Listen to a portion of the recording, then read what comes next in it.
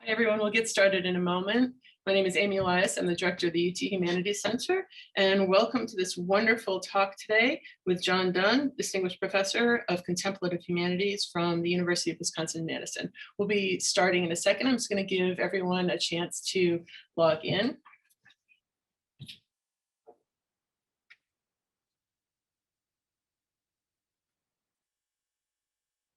While you're coming into this space, I'll tell you this is a webinar. So the only person you'll be seeing on your screen during the course of this event is the speaker. You can ask your questions in a Q&A function. If you scroll to the bottom of your Zoom screen, you'll see a Q&A box. If you click on that, you can type in your question in that space. And one of the panelists will make sure that your question is answered in a queue, and that we have a wonderful discussion after the event. So we will have a talk with Professor Dunne for about 40 minutes and then a Q&A afterwards. And we're really glad you're here. So I'll get it started. This is the UT Humanities Center Conversations and Cocktail Series. Normally we would, Distinguished Visiting Speaker Series. We also have Conversations and Cocktails running, and you're welcome to join that as well. This is our Distinguished Visiting Lecture Series. And in this series, we bring in some of the best minds and researchers in the world today to talk about their research in specific fields that we think of be of interest to you and to the public, but also to our arts and humanities faculty researchers. So again, we're really glad you're here. And I would like to introduce Christina German, who is our host today for the evening, who will introduce our guest speaker. Christina?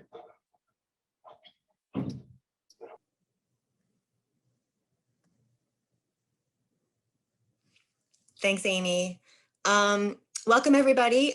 So actually, I am co-hosting on behalf of the philosophy department with Megan Bryson on behalf of the Department of Religious Studies. So Professor Dunne, we're really glad you're here and we're looking forward to your talk. So Professor John Dunne is a Distinguished Chair in Contemplative Humanities at the Center for Healthy Minds, which is an institute at the University of Wisconsin-Madison. And he also is the chair of the Department of Asian Cultures and Languages. So he's very busy. So we're particularly lucky to have him here. The Center for Healthy Minds is an interdisciplinary research institute whose mission, according to their website, is to cultivate well-being and relieve suffering through a scientific understanding of the mind.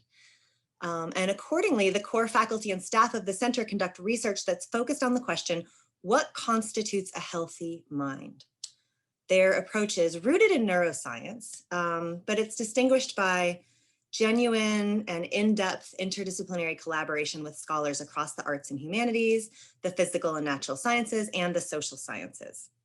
So I'm going to drop a link to the website of the Center for Healthy Minds and also a link to Professor Dunne's own academic and professional website so that those of you who are interested can check out his many, many publications and also the work of the Center for Healthy Minds. So today's lecture is entitled Reflexivity and Conscious, whoops, I just navigated away from my notes. Reflexivity and Conscious Experience in Buddhist Thought. So I want to extend you a very warm welcome on behalf of all of us, and we're very excited to have you. Thanks. Thanks very much. It's really a pleasure to be here. I'm delighted to make the connection with the University of Tennessee and to meet you, Christina, and also Megan, who we'll be seeing during the Q&A, and also to reconnect with my former student and friend, still friend, actually, Eddie Falls. So thanks very much, Eddie, for making this happen, and looking forward to seeing how you all, what you all think of reflexivity. So I'm just going to start my my PowerPoint here. I am going to use PowerPoint.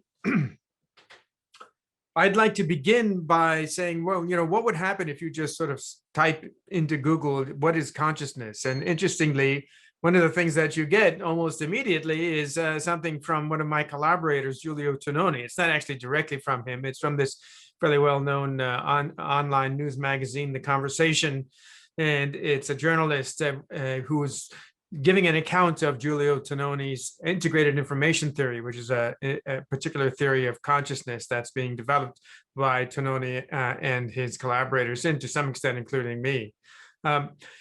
What's interesting about this is it kind of gets into the mechanics of consciousness, like what is consciousness? What do we mean when we say that we are conscious? This is a really wonderful image from the 17th century Paracelsian physician Robert Fludd. It's actually, if you look for consciousness on Wikipedia, this is the main image that they give you. I love this image. It's got everything going on, coming out of the head and the heart. It's an elaborate model of what consciousness is. But another question, a very important question, and one that actually maybe is in some sense more important than what are the mechanics of consciousness, is really, how do we know that we are conscious? How exactly do you know that you are conscious? Are you conscious right now? Is there a sense that you are conscious? Well, how do you know that? When I say, are you conscious? Another way of saying it is, are you unconscious? Does that almost sound like a silly question? But how do we know the answer to this? Why does it seem so obvious? Is it a question that we don't need to ask? Is there an ongoing sense of being conscious in each moment? Is this a feature of experience? If so, then again, how is it presented to us? How do we know it? So one way I'm going to try to answer this question is using the model of a particular philosopher. This philosopher's name is Dharmakirti. That's a Sanskrit word that means as famous as the Dharma. And Dharmakirti was active in the 7th century in India, in what we call modern day India. He composed his texts in the Sanskrit language. He was highly influential in his time and also after his time. He wrote a number of treatises, and a very extensive commentarial tradition arose out of those treatises. And both Buddhist and non-Buddhist philosophers took up Dharmakirti's works. For example, basically every subsequent Buddhist philosopher in India writing in Sanskrit in some way or another engaged with Dharmakirti. But even non-Buddhist philosophers from other traditions like Kashmiri Shaivism also engaged in Dharmakirti, not just with Dharmakirti's work, not just to refute him or to debate with him, but actually to adopt some of his ideas. And then later in Tibet in particular, Dharmakirti's works were translated into classical Tibetan, and they continued to be studied actually to the present day, where Tibetan scholastics, primarily monks, continue to study Dharmakirti's works. So Dharmakirti has had an enormous impact, but one of the ways in which Dharmakirti's works have been used is to talk about various kinds of cognitive models, not just in the Buddhist context, but slowly in Western context, through a kind of dialogue between different knowledge systems, trying to understand how cognition arises. And with that in mind, I want to turn to a particular model, a way of illustrating Dharmakirti's model of sense perception, because this is going to be an easy way for us to get into what it means to be reflexively aware of consciousness itself, which is really where we're headed. So Dharmakirti's model of sense perception here is going to be represented with a very simple schematic diagram. What we see is a kind of blue square that represents a moment of consciousness. The eye here represents, in this case, the visual faculty. And then what can happen, of course, is that an object, a stimulus, and we're going to, Dharmakirti's philosophy actually operates at several levels of analysis. At this level of analysis, we're just going to treat matter as existence. So there is extramental stuff out there. There's matter out there composed of infinitesimally small momentary particles. That's Dharmakirti's model at this level of analysis. So this matter in some fashion interacts with the sense faculty. And what it does is it then creates what's called a phenomenal form of the object, or grahya akara in Sanskrit. And this phenomenal form of the object is basically what is directly presented to us in our experience. So as you're looking at the screen, for example, and you see that blue color, the blue color you're seeing is, in a sense, not actually that thing out there. It is a representation. It's the product of the interaction of that stuff out there with your visual system. And that's why we see these, you see a slightly different coloration in the stimulus, and what's represented as the external stimulus is a slightly different color, a kind of mottled blue, and then the one that's in your mind is a different color. That's because this isn't going to be exactly a mirror image of the stuff out there. Rather, it's a product of the interaction between that stuff and your visual system. So this phenomenal form of the object arises. You see blue as a result of interacting with that stuff out there, so to speak. There have to be other conditions in place. There's quite an elaborate account of attention. So there are many with various factors of attention that need to be in place. For example, also one needs to have a certain level of interest, if you like, in order for there to be a well-formed phenomenal form of this object. But in any case, let's just set aside those details and simply say the object interacts with the sense faculty, an image arises.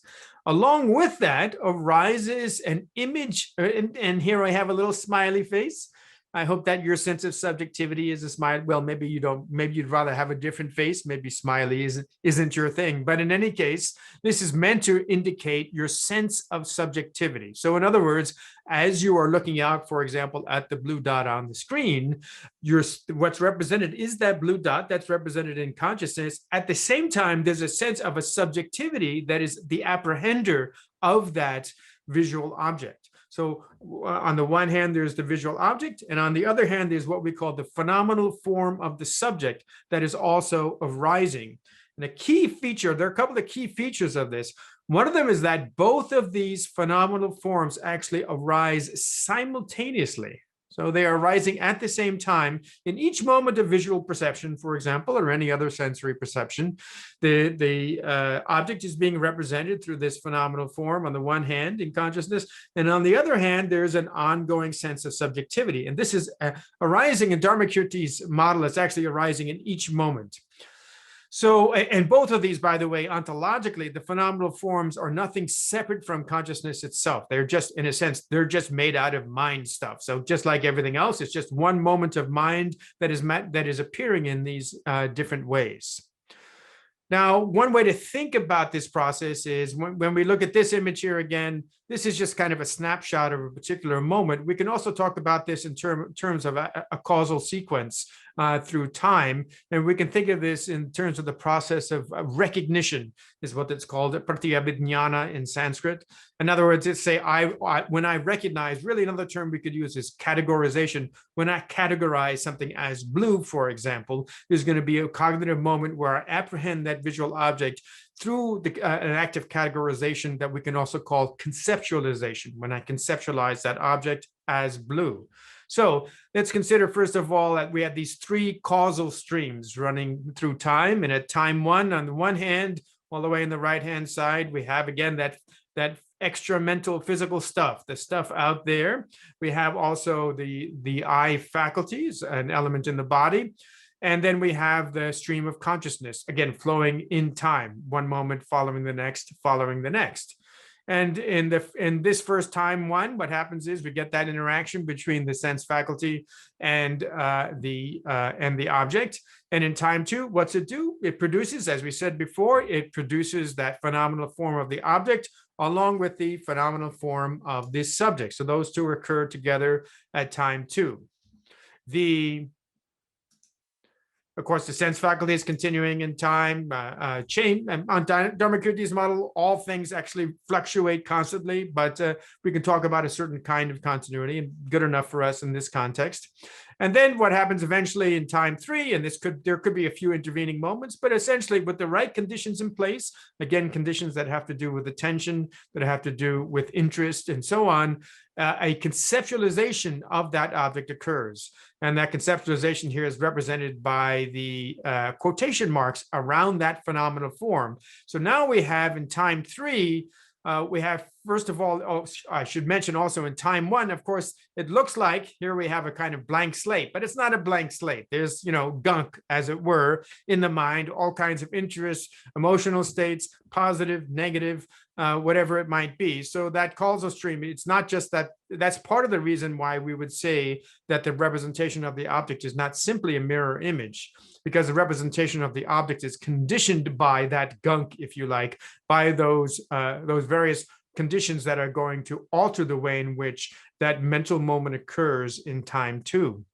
And of course, always in any moment of waking experience, the claim is that any moment of ordinary waking experience, there's always a sense of subjectivity. In other words, ordinary waking experience is always structured by what we call intentionality, to borrow a term from Western philosophy. So the subject-object structure of what we can call intentionality is always present on this model in ordinary experience. So that at time two, when we have this first apprehension of the object, again, it's not just a mirror image, it's a result of the interaction of that object with your system and with all of the conditioning that's coming from your mental gunk, as it were. So then we get an image of the object, along with, again, the image of the sense of subjectivity that's being presented as that sense of, in a sense, looking out at the object, so to speak. That's occurring at time two. It's non-conceptual. And then at time three, when it's conceptualized, that conceptualization is what actually enables you to act on the object. There's a lot more we could say about this, many details that we don't need to explore now, but I can provide you with some publications if you're interested in more details of this model. So one of the key things that we should really pay attention to in this particular act of recognition is that this is where the object form, that is to say, the phenomenal form of the object, is playing a causally dominant role in that moment of conceptualization, like, oh, this is blue. So that's what's occurring at time three, right? First, we have this image that arises, and then at time three, there's an act of conceptualization that enables us to act on it. And this is an act of conceptualization that can happen very quickly, but it is phenomenally accessible. It's something that, in a sense, we can notice. And so that act of conceptualization, this is blue, is one in which that object form is playing the dominant role in producing that mental image that has been conceptualized. Let's think of an example now where this might occur. So let's just say that, I don't know, we've all gone on a wonderful vacation, post-pandemic. We've all gone on a vacation or an adventure trip to the plains of Tibet. And it's early morning, very early morning. The dawn is, the sun is just coming up. We can see the light of the dawn rising, and there's a lake nearby. We walk over and have a look at the lake, and there it is, an amazing, just fantastic dawn there on the plains of Tibet. And as we see that, we of course can be, maybe it's so beautiful, we might become completely absorbed in this image, but various kinds of conceptualizations come to us about color, about shape, right? So we can, and even just it's a dawn, for example. So all kinds of conceptualizations can occur, and they would occur again with this model happening, right? With this model in place, or this particular process, I should say, in place, where we're focused on that object out there, or really the many objects out there, and conceptualizations or categorizations are occurring as we're doing that. But then we can have, as we're looking at this, I could also say to you, well, let's say we look at it and turn around and go back to the tents a few minutes later. And as we do that, I might say, well, how did you feel as you were looking at that? Or even in the moment, I can ask you, how do you feel? So here's a key element. Do you have to, let's especially think of that case in which, we've walked back to the tents and it's been a minute or two later, and I ask you, how did you feel as you were looking at the sun, at the dawn? Would you say, well, give me a second. I don't know how I was feeling. I was so completely absorbed in that dawn that I wasn't paying attention to my feelings. So I'm going to go back to the lake and going to look at the dawn. And then I'm quickly going to introspect. I'm quickly going to look inside to see how I feel. Is that what we do? And the claim here is that actually instead, the memory of this image, which happened just a few moments ago, that the memory of the image includes a sense of, for example, the affective or emotional states that one was in while looking at the image, without having to introspect. So what we're talking about here is a case in which not the object form is causally dominant, but the subject form is causally dominant. In other words, we can have this occurs especially, for example, one good way of thinking about the context in which this occurs is when we are in a strong emotional state. So let's say you're having an argument with someone and suddenly you notice you're like getting a little bit too worked up. Not that that ever happens with academics. So anyway, we're having that argument and suddenly I notice, oh, I'm getting a bit worked up. How do I notice that? Well, not the representation of the object in my consciousness, but rather that sense of subjectivity and all that's connected with it is also being constantly represented. And if it's sufficiently salient, if the conditions are right, then it will actually be causally dominant in that act of conceptualization or categorization that's occurring here in time 3. In other words, I can notice, oh, I'm getting upset. Or you can ask me, how did you feel as you were looking at the sunset a moment ago? And the memory traces that are there will also include that representation of the subject, strong enough in this case that I can actually also make a report, not just about what the object that I saw, but also how I was feeling. So when we think about these features, we need to ask ourselves, well, how is this being presented? Because of course, at the time that I am focusing on that beautiful dawn on the lake, on the amazing colors, or while I'm in a conversation and I'm focusing on the conversation, I'm focusing on that other person, how is it that I suddenly make a report on my own emotional state? How is that possible? Because I'm not paying attention to my emotional state here. The idea on this model is I'm not constantly introspecting. I'm not trying to check how I'm feeling. So how is this happening? It's happening through reflexive awareness. That's where this concept emerges in Dharmakirti's philosophy. In other words, I will be going into this, expanding this in further detail, why we call it reflexive and so on. But very briefly, the idea here is that even without making your own sense of subjectivity an object, the information that is present with that subjectivity is already presented in that moment of cognition. And that makes it available for subsequent judgments, as we have here in time 3. I'll explain this more now by first talking about what the German philosopher Thomas Metzinger, and I'm borrowing this image from him, calls good old-fashioned intentionality, or GOFI. I love this term. So what's good old-fashioned intentionality? Well, again, intentionality is that sense of there being a sense of subjectivity looking out, so to speak, on the world. And we'll stick with visual perception for now, at least. So as I'm looking at something, there's a sense of kind of inside, outside, correct? That sense of out there if it's out there, it requires a sense of in here. That ordinary, when we have this sense of intentionality, if it's sort of in here, out there, we don't reflect on it very much. We don't pay a lot of attention to it because we're really caught up in objects. One argument would simply be that we've evolved to be focused on objects for reasons of survival. But at the same time, there are occasions in which we need to notice our own sense of subjectivity and even to notice how we are engaging with objects. In other words, what is the status of this intentional relationship? And that's what Thomas calls the phenomenal model of the intentionality relationship.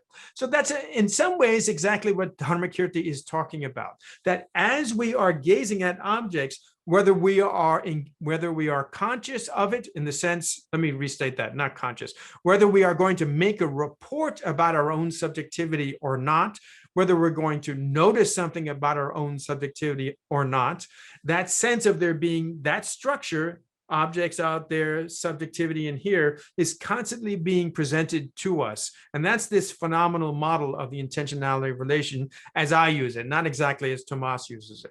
So how do we know this? That's constant ongoing presentation of our sense of this structure in our awareness. We know it through reflexive awareness, which has to be both intransitive and non-dual. So first of all, when we know objects, like let's say we're knowing that blue dot, or you're just looking at the slide right now, or you're looking at the beautiful dawn on the plains of Tibet, whatever object you're beholding, that's being beheld, so to speak, in a transitive way. It's being known transitively. In other words, the structure of that kind of cognition is that there's a sense of a subject that is knowing an object, right? That's a transitive verb, to know in this context. The subject knows the object.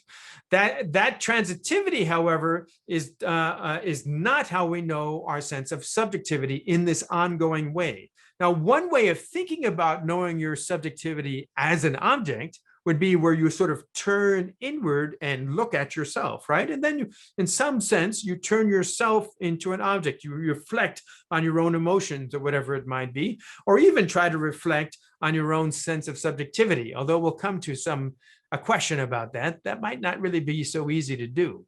But in any case, what we're talking about is not that moment of reflection. We're talking about the fact that even while you're completely engaged in some object, you always have that sense of subjectivity. But even more so, if it's strong enough, your emotions might actually, your emotions will suddenly cause you to need to make a judgment about your emotional state. And they're being presented, even though you're focused on the object, those emotional states are being constantly presented to you. How is that being presented? It's being presented without it being an object. So all of that so we have the object, you could say, sort of the foreground, and then there's all of this background. All of that background is simultaneously being presented, but not as an object, and not in an intentional relationship. It has to be presented along with the object without being turned into an object. And this kind of ongoing presentation is intransitive. So let me just say quickly, this is why the term reflexive is so useful here. So some of you may speak a Romance language like French or Spanish, and there are transitive verbs, of course, in these languages. So I could say, yo hablo español. I speak Spanish. That's a transitive verb. Or I could say in French, je vois ça.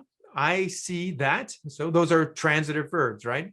In these languages, however, you can use a special kind of pronoun called a reflexive pronoun. We can't really do it in English, actually, such that you can say, for example, se habla español. Famously the phrase se habla español aquí. Now, in English, we would translate that as Spanish is spoken here. But that's not actually, in a sense, a grammatically accurate translation of that phrase. That phrase isn't, español es hablado aquí. It's not Spanish is spoken here. It is, in a sense, Spanish speaks itself here. Se habla. Or in French, instead of saying je vois ça, I can say ça se voit. That it almost sees itself. So in other words, we take a transitive verb and we make it intransitive by using this reflexive pronoun. So now there's no agent operating on an object.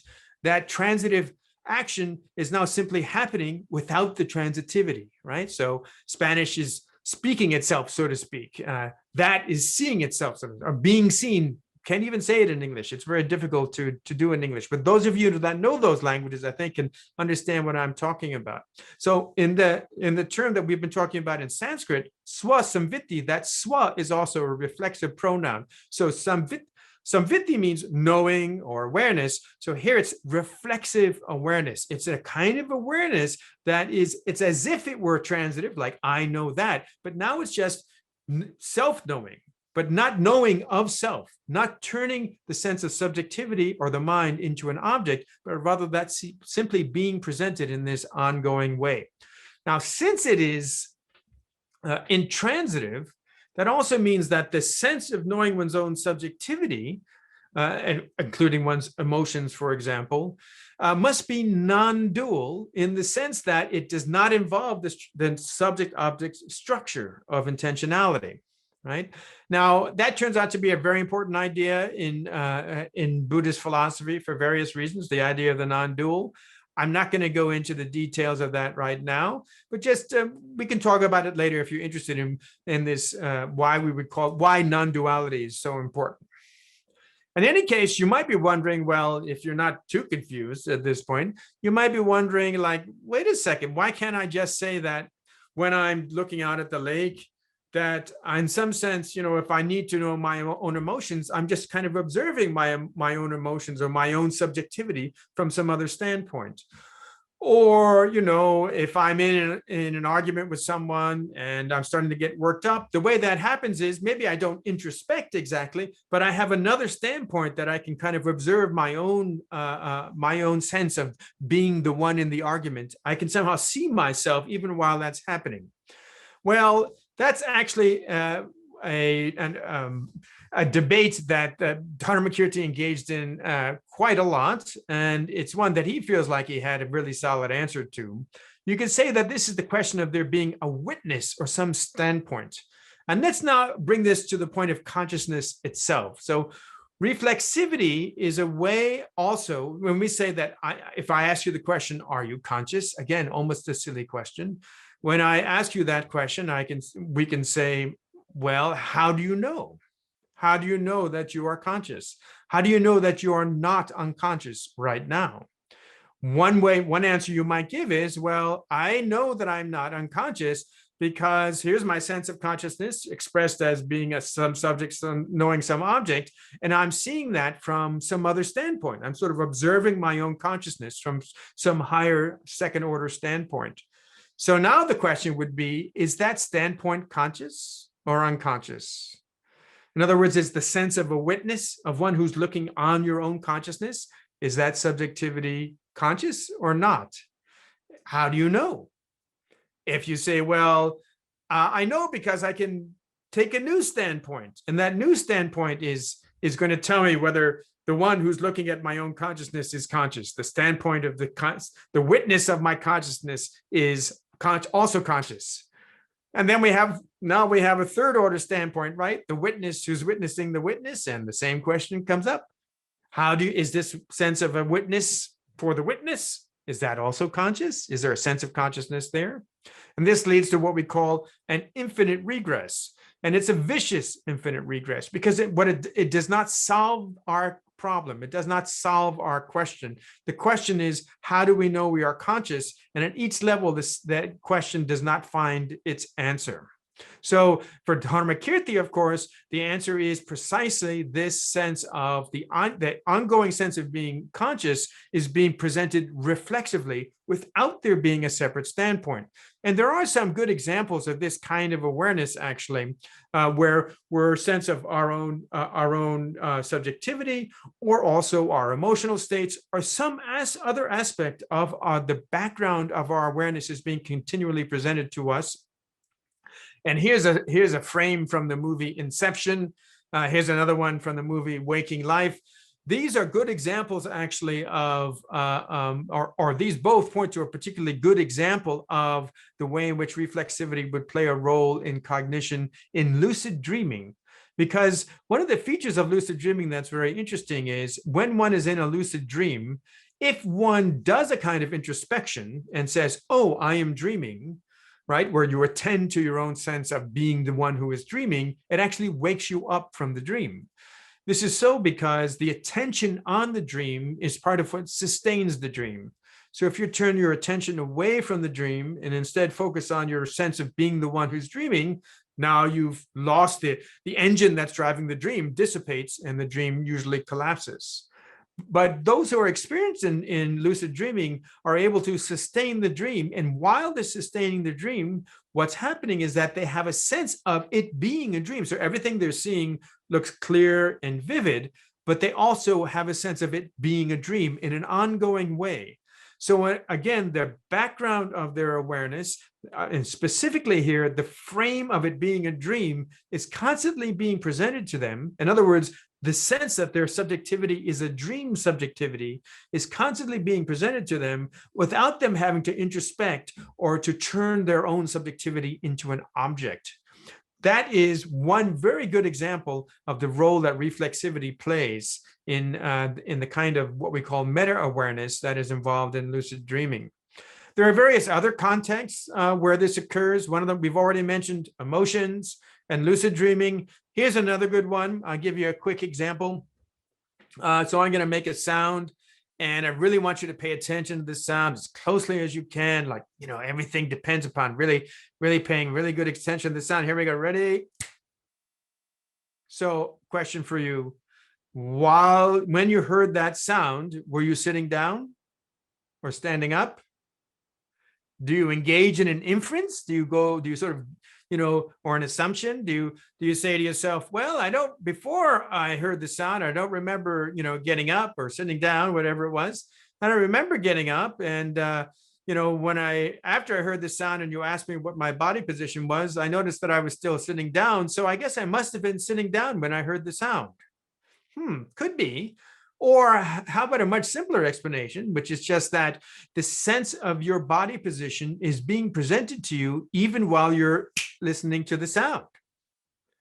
Another example of that. So body position also seems to be a really key feature here of this ongoing presentation of the sort of background context of our cognition that's being presented in this intransitive way without it being an object. Other examples also are spatial location, our sense of being in a particular location in space, a sense of being in a particular location in time, and of course, the one that we've been talking about, consciousness itself. The sense of being conscious is presented in that ongoing intransitive way. Finally, another really interesting context for this is social and collaborative cognition, something that I'm quite interested in and that I've written a very preliminary paper on in terms of the relationship between reflexivity and collaborative cognition. It might even make sense to say, one kind of, I don't know if it's all the way to the point of being a hypothesis yet for me, but I might say that, maybe we'll call it a hypothesis, that this capacity for reflexivity that seems to be so well developed in humans may have developed precisely in order for us to engage in the very high level type of social cognition that's required for us to engage in very elaborate collaborations. Now, what I mean by elaborate collaborations are collaborations that are not driven by instinct, that involve, for example, problem solving and a dynamic response to the environment, but also collaborations, importantly, that are not just about kin, that we can collaborate even with other humans that we do not know at all. And those kinds of collaborations are not about having, in a sense, kind of fixed roles within the collaboration, but they often involve the capacity to keep the entire collaborative unit in mind, even while engaged in the collaboration. So in other words, one way of thinking about it is that collaborative cognition requires keeping a quite elaborate social network in the background of your awareness, even while you're engaged in the collaboration. In a very simple way of talking about this is kind of field sense in sports, the ability to feel oneself to be part of a team. This is, there's been a small amount of research on this, but it's possibly an area in which we could think that humans have developed particularly well because of our capacity for highly flexible collaboration in this way. Maybe that's why it seems that we have such a highly developed sense of a highly developed capacity for reflexive awareness, which enables us therefore also to do things like tell stories about ourselves. So to end now, I might say, well, suppose that this kind of reflexivity is indeed how in a sense, how consciousness is being constantly presented to us. If one were interested in a kind of theory of consciousness, trying to understand how consciousness emerges from the brain, I'm not going to fully endorse that project, but my colleague Giulio Tononi, whom I mentioned at the start of this talk, is very much interested in that. It doesn't mean he's a pure physicalist. He's what's known as a panpsychist, and that's a term, if you've never heard it before, might sound a bit funny, and I can explain a bit more about it later. But the upshot is that in order to test the theory that he's developed called integrated information theory, one would really need to come to a very minimal sense of consciousness where one is, in a sense, not engaging with sensory activity at all, but is still conscious. So some people refer to this as a pure consciousness event. So actually, as it turns out, Buddhist philosophy is also tied to certain kinds of Buddhist practices that maintain that this is possible to do. And what would that look like? Well, as this remember, this is a moment of cognition, right, in which there's a sense of subjectivity arising simultaneously with the sense of with the representation of an object, and that's all being presented by the red brackets representing reflexive awareness. All of that is just being presented without it being an object of some other subjectivity. What one can do is use particular kinds of techniques, in effect, to erase the subject and the object, to erase those phenomenal representations and simply be aware. Whether or not that's fully possible is an interesting question. But if we look at this in terms of Thomas Metzinger's diagram, and Thomas has become very interested in this idea of pure consciousness through these types of practices recently, what it would lead to is, of course, this consciousness without intentionality. In the Buddhist world, this would be known as a state of pure prakasha, to use the Sanskrit term, luminosity, which is a kind of metaphor for consciousness itself. There are certain attempts to possibly try to harness this for empirical research. We'll see how that goes. But in the meantime, I think I'll leave it there for now so that we can have some questions and answers. Thank you.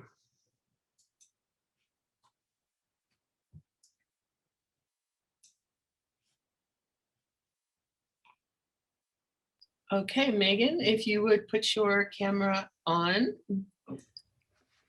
Terrific. Let's get you on the screen. Thank you for that wonderful talk. Yes, yeah, that was terrific. And it's my pleasure to moderate the questions. So I'll be taking them as they come in and hopefully translating them so that everyone can hear, because you might not be able to see everything in the Q&A. And I think Christina will also write them in the chat for those that might not be there already. So we'll start with the question that is already in the chat, and it's a little bit longer. How do we know that, or why think that the introspections do not occur so quickly or subliminally that we don't notice? That is, why suppose that the subjective phenomenal content arises simultaneously with the objective phenomenal content, rather than having them staggered temporally in a kind of feedback loop? So yeah, that's a very good question. One of the reasons that would seem unlikely is, so first of all, there would be, okay, can we have a close enough phenomenal examination such that we could rule that out? You could always say, well, it's happening in a subphenomenal way, so this oscillation is just not going to be phenomenally accessible. But what's happening here, the argument would be we have a kind of constant error going on, right? So we have a form, we have an object being presented to us, and we have a sense of subjectivity being presented to us through an act of introspection. They're going back and forth so quickly that we don't notice them, and they give us the sense of an ongoing, continuous subject-object representation. One of the reasons this is unlikely is that it would take a lot more cognitive resources. So, the way in which human cognition seems to work, and this is really tied to brain function, is one's always looking for ways of saving resources. So to actually have to, in a sense, constantly flip between different objects in that way would seem to be quite inefficient. It also would be, because part of the reason it would be inefficient is you'd have to have representation of the subject as located in space and time, but then you'd have to have a meta representation which would tie the subject to the object. So for example, if you look out at something, and you can kind of reach out and grasp it, there's a sense of you have a sense of your own location in space and in time that's being presented to you at that time. If that representation of yourself is not also part of the mechanism that's representing the object, then you're going to need a meta mechanism to connect the two representations. So you'd need a lot. That would take a lot of resources in order to, reach out and grab an object. So it seems more likely that, your ongoing sense of, proprioception of sort of location and space, for example, which would also be part of this, the phenomenal sense of reflexivity would include that probably needs to be in an ongoing way, should just be part of the same mechanism that's representing objects. So that would be one. The second is, I think that to the extent that this type of issue has been investigated neuroscientifically, there's no evidence of that kind of alternation. So so it doesn't seem like that's the case. And I think it's an open empirical question whether it is the case. It would make lucid dreaming really hard to explain. So, but in some ways it's an empirical question. The key element for the phenomenological argument is that would lead to an infinite regress, right? So just phenomenologically, that's a really important question. And if you want to bracket that issue and just say the phenomenology certainly would seem to be that you have to have a simultaneous presentation of object and subject. All right, so let's move on to the next question, and there's one that I'll get to before I see there are a lot of philosophers adding to the Q&A, so we'll have a lot of great things to continue talking about. One question I believe from a student is asking about how the kind of concept of spirituality might connect to ideas of consciousness and cognition. Professor Dunne, could you speak a little bit about that, about this idea of spirituality and how it might be part of these discourses? Well, spirituality is a tough term to really define, but one way you might think about this is the capacity, and to talk about introspection is how do we tell stories about ourselves? And one aspect of spirituality, arguably, is the creation of what we call our autobiographical self, a sense of a kind of story about ourselves that enables us to do something that sometimes we call mental time travel, where we, have kind of embodied simulations of our experiences in the past, or project ourselves into the future in ways that involve a kind of embodied simulation, the way we think about past and future in a way that makes it almost feel real. And, if you think about a stressful event, like you're about to take an exam or something, that's a good example of seeing how embodied that simulation can be when you think about the exam you need to take tomorrow. So that capacity, one argument is that capacity to tell stories about the self, to create, in a sense, narratives and narrative characters, actually relies on the sense of being a self in the moment. And this is sometimes what we call ipseity, the sense of thisness or nowness of your own subjectivity. And again, that's thisness or nowness of the own subjectivity is not about a reflection on subjectivity. It's about the subjectivity engaged in the world. So it's not a reflective sense of subjectivity. The moment you reflect on your sense of subjectivity, the sense of I, the sense of the one who's seeing, the moment you've do that, you've turned yourself into an object. And now you're telling a story about yourself, in effect. Right? So there needs to be something that's prior to that. This also is another argument, for the idea that we can have an alternation. The capacity to tell that story means, in a sense, that you have to have a standpoint from which you begin and to tell a story about. So you could say that reflexivity is, in a sense, gives us the raw material for the stories that we tell about ourselves. And then those stories are very often very deeply involved in what our spiritual goals are, our sense of what's important, a sense of what's good and evil, so to speak. But also in the Buddhist world, reflexivity has a lot to do with actually understanding the nature of consciousness itself. That's a whole nother discussion, but I should just say that for people who are spiritual in certain Buddhist traditions, reflexivity really, in a sense, is the endpoint of certain practices. Thank you so much. So the next question is about attention. So is the idea of reflective consciousness that you're talking about, is that whatever is outside of the attention spotlight, but still within the ambit of the sensorium or active cognition?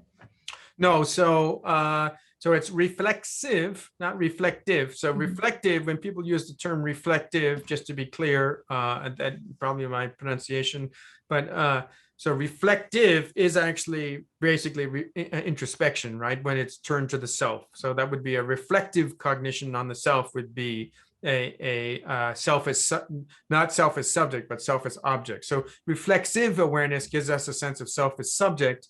Reflective awareness gives us a sense of self as object. So the idea here is not that it's whatever is outside the sort of spotlight of attention, if you like. It's instead, it's what it is. So if you think of the spotlight of attention, there's, kind of, how shall we put it?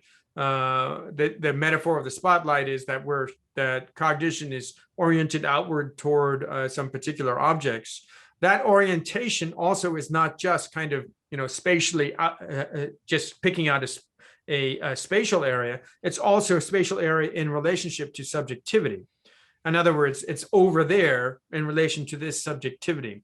And what reflexive awareness, so therefore, if you don't have a sense of the subjectivity, right, a kind of spatial temper, you almost think of it like the 0, point, right, in a three-dimensional 0, 0, 0, and maybe add time, 4 zeros, right? We have a 4-dimensional graph, and you need a reference point. The reference point is being supplied by reflexivity. It's that sense of there being that subjectivity. If you don't have that, you can't have attention, right? Because you can't have subject-object, you can't have intentionality. So attention would not be attention about anything. The aboutness of attention requires that presentation of subjectivity. And the argument here is that has to be presented intransitively. I hope that makes sense. Yes, thank you so much. So I'm going to combine the next 3 questions because I think they're all kind of getting at the same thing. And this has to do with whether reflexivity is understood as a brute fact of consciousness. Does it have causal conditions? And especially, is there an evolutionary role in this account? And this relates to a couple of other specific questions about infant consciousness, noting that infants seem to lack reflexive awareness and deprived of interaction with others. This kind of reflexive awareness may not develop. So is reflexive awareness in part learned through social interactions and not just simply the result of brain processes in the absence of other subjects? And the related question, whether reflexivity is a feature of consciousness as such, and so is it a feature in the minds of the most primitive conscious animals? So these questions about reflexivity as a kind of inherent part of consciousness and for which kinds of creatures? Great. These are really great questions. And part of what they're pointing to is that the word reflexivity is doing an awful lot of work here. In other words, it's not a primitive concept. And it probably could be, in fact, reduced to more primitive concepts and for various reasons, that might be a very good idea. So, for example, I've been talking about reflexivity as involved in the presentation of affective states. I've also been talking about it as involved in proprioception and even interoception. So in other words, a sense of your own body feelings, but also a sense of your location in space and time. So probably all of those, kind of, I'm putting them under one rubric, might be a little bit, it might be useful heuristic. But I think if one really especially wants to do some empirical research on this, one's probably going to have to disentangle some of those.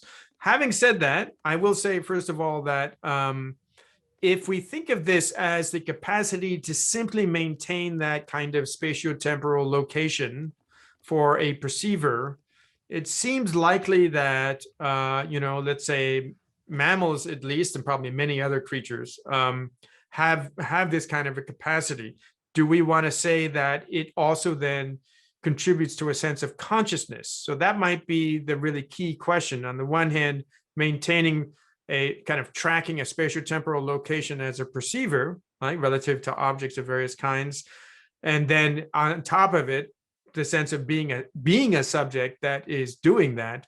That's, I think, a really interesting dividing line. It would certainly seem like that sense of being a subject applies to many mammals, certainly other primates. Why would it? What good would it do? And that's where I think the social aspect really comes in. And that was what I hinted at in one of the slides.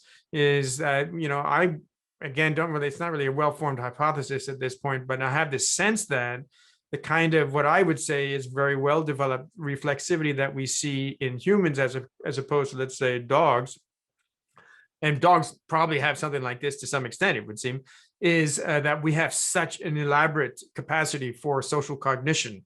And therefore, yes, you would expect that, reflexivity, again, the term's doing a lot of work. So there may be a kind of very primitive type of reflexivity that doesn't even involve consciousness, actually.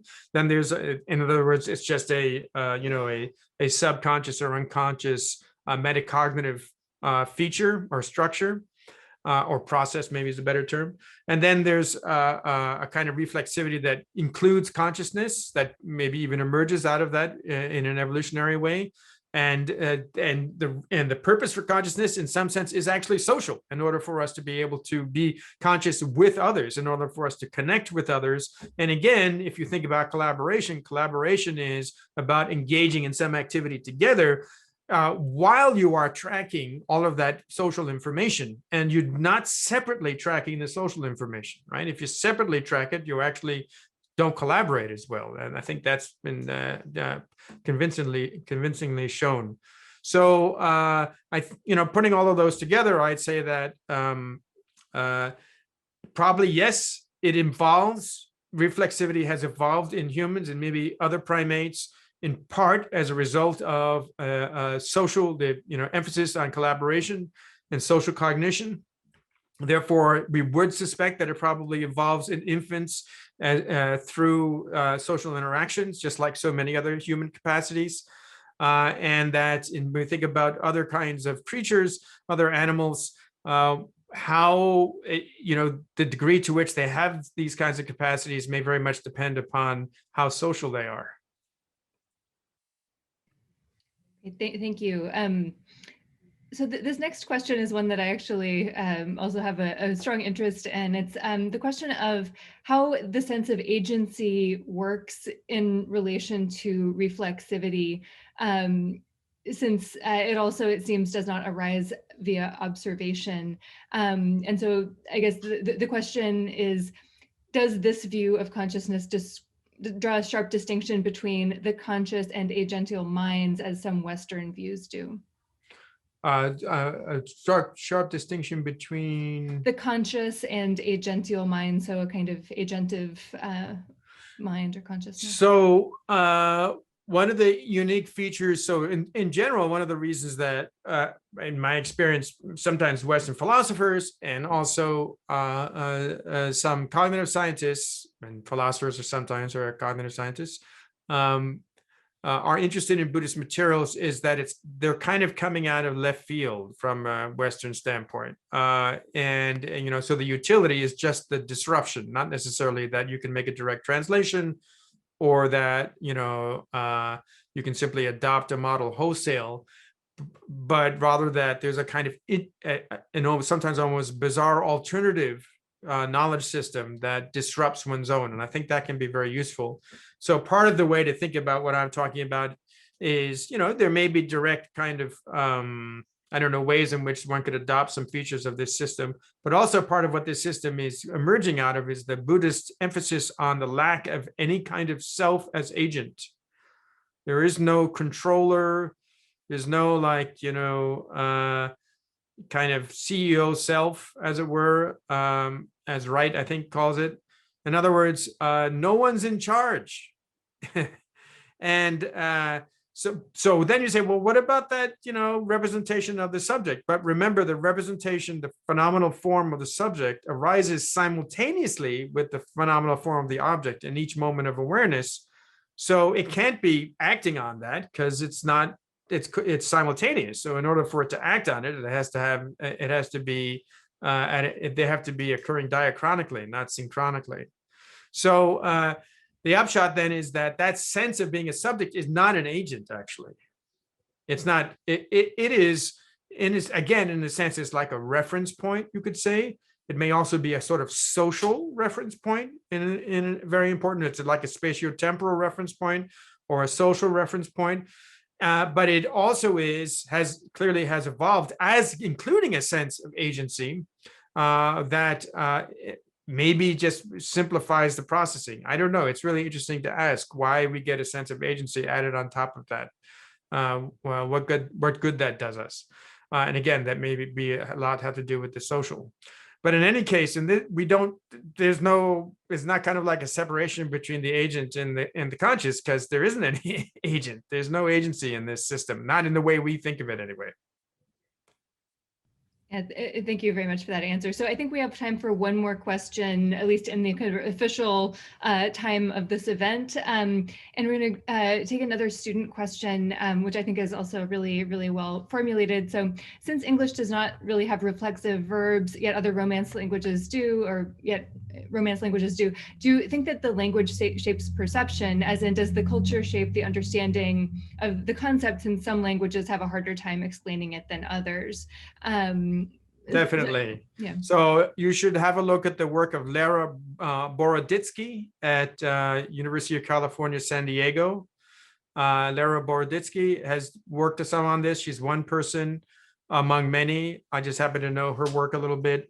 And Lara has shown that, yes, for sure, that even just the way we write language can structure our experience of time, for example. So if you're in a system that writes left to right and you say, okay, show me the direction of future time, then you're going to do left to right. And if you're in a language like Arabic, right to left, you say, show the direction of future time, you go right to left. And that may sound trivial, but actually those kinds of bodily orientations can really impact cultural practices as well.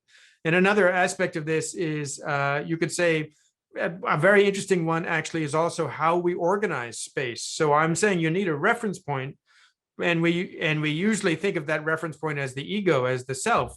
But you could be from a culture like the Guguyimtir, who are an Aboriginal people in Australia, who use non-egological spatial coordinates. So they don't talk about like things being in front, left, and right.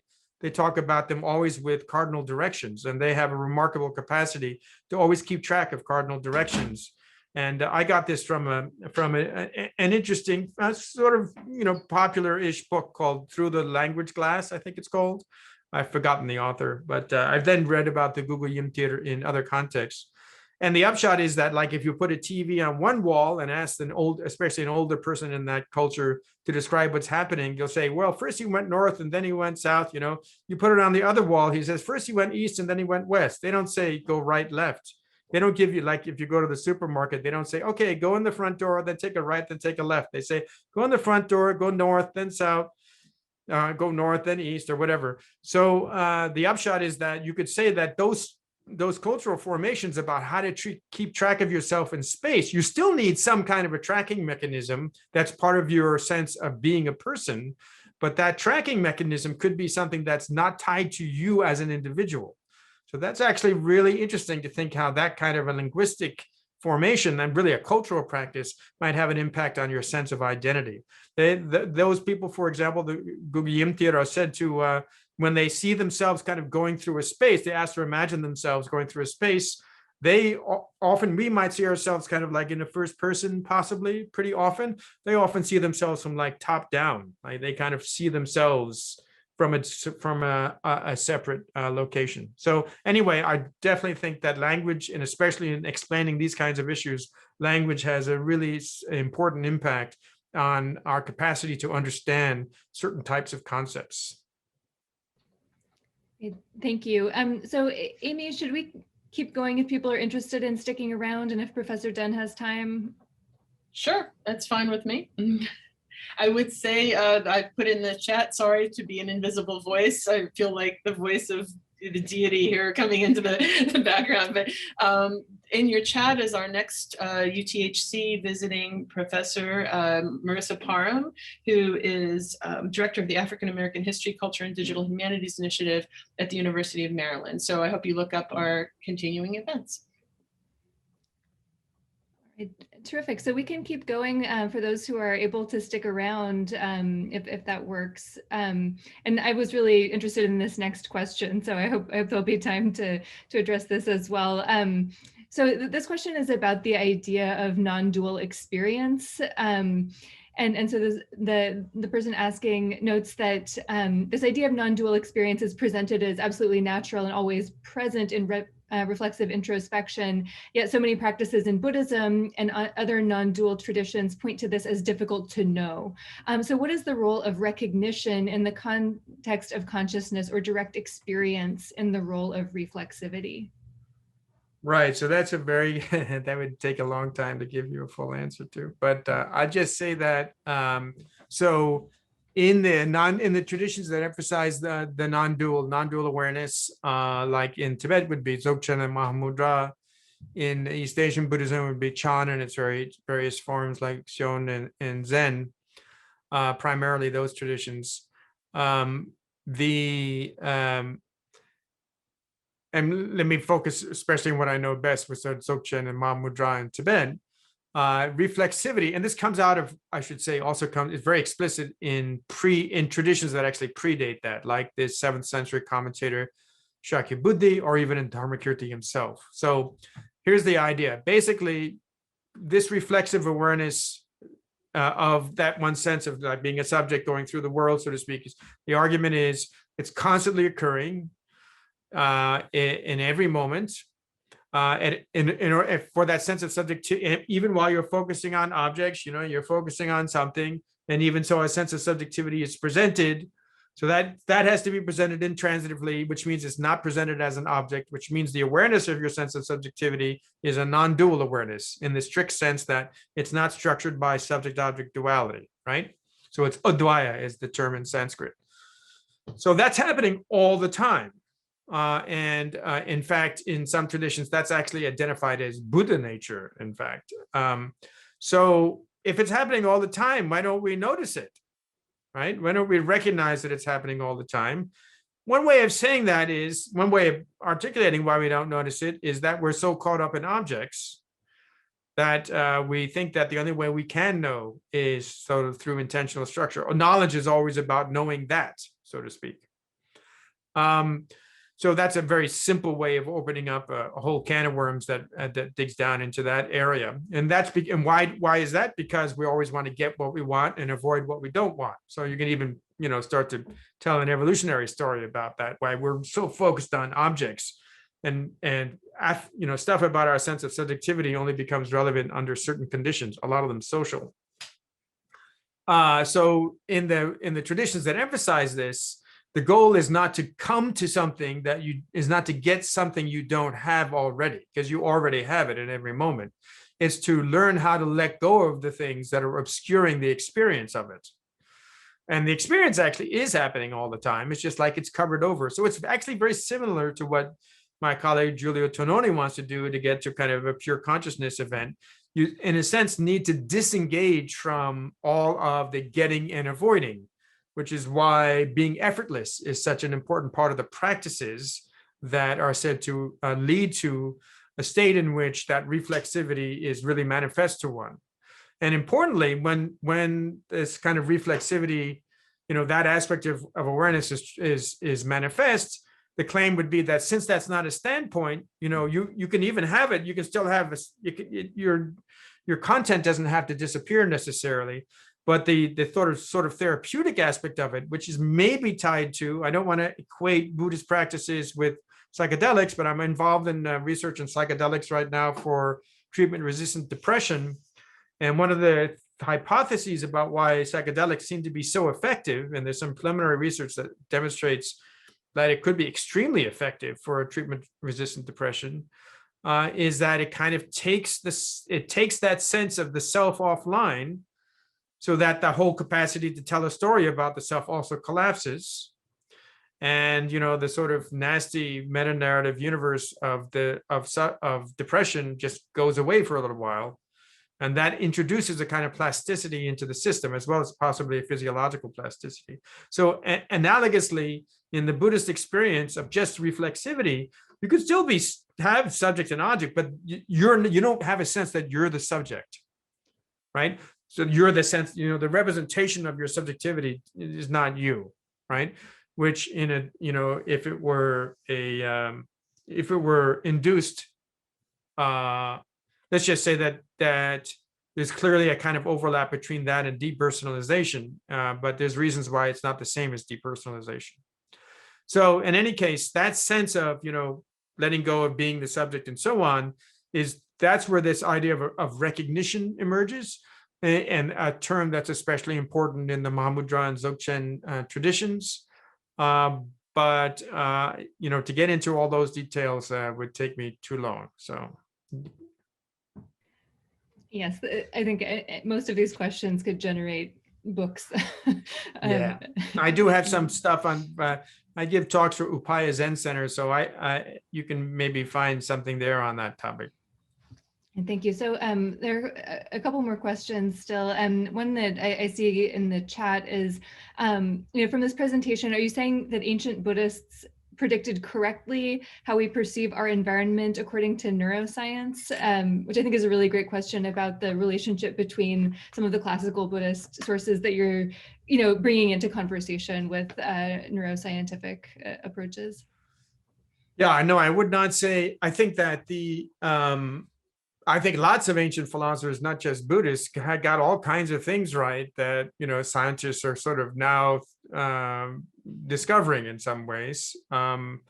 So I wouldn't say that it's a problem to say that some ancient philosopher had an idea that current scientists endorse but hadn't noticed previously. That's not so strange. But I wouldn't want to kind of say like Buddhists were doing neuroscience, or, I'm very hesitant about that's kind of one-to-one correspondence between a Buddhist theory and some kind of neuroscientific theory. It's more like Buddhist ideas can help us if you're, when I do a lot of work with scientists. So it's kind of like Buddhist ideas can help us to see things from a different perspective. And so when Buddhists talk about reflexivity, it's clearly had an impact, I can tell you that, on some people who are, very serious scientists, but they're not just trying to take the Buddhist theories and operationalize them and, in a kind of naive way. It's more like some basic aspects of these theories and also the practices are giving them some ideas about how to proceed in, for example, models of consciousness. So, but Buddhists, didn't do neuroscience, so it's pretty hard for them to predict anything neuroscientific. Not that that's what you meant, but sometimes people think that. Great. So there's one comment that I wanted to make sure we got to, and this is the observation that the idea of collaborative cognition as an intransitive function speaks to this person's experience of sitting meditation in a group versus sitting alone, which is definitely a different experience, but it can be hard to express or explain why. So I think that's, along the lines of what you're working on yes, now, it sounds like. That's exactly right. And it's really interesting. And this is the kind of thing that, in social, not just neuroscience, but, social psychology, and for that matter, anthropology, like in the social sciences in general, there are certain aspects of how humans are able to, in a sense, connect to each other that we really don't understand very well. My colleague Andreas Rupstorff at the Center for Interacting Minds in Aarhus University in Denmark, for example, is working on some of this, but many people are, how is it that we can connect? There are really interesting things, like if you sit at a table and start to just put your finger like this on the table, drumming on the table, and then you ask someone else to do it, within, and you just kind of get them to start randomly within a relatively short amount of time. You can distract them and like ask them to do something while they're trying to tap their fingers.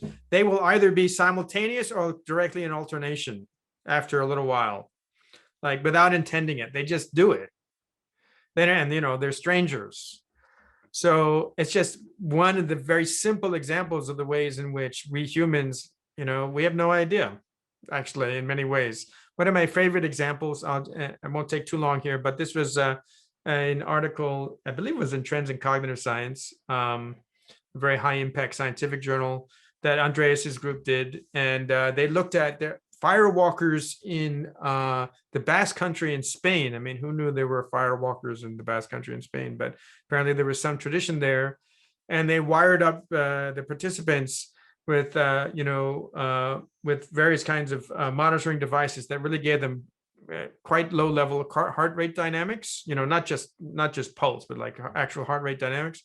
And what they found is that in the context of the ritual, when in a sense they were really a cohesive group, the individuals who were socially connected, their heart rate dynamics, even if they couldn't see each other, just went like synchronized in an amazingly powerful way, as opposed to the spectators who were physically quite nearby, but just didn't have this kind of synchronization.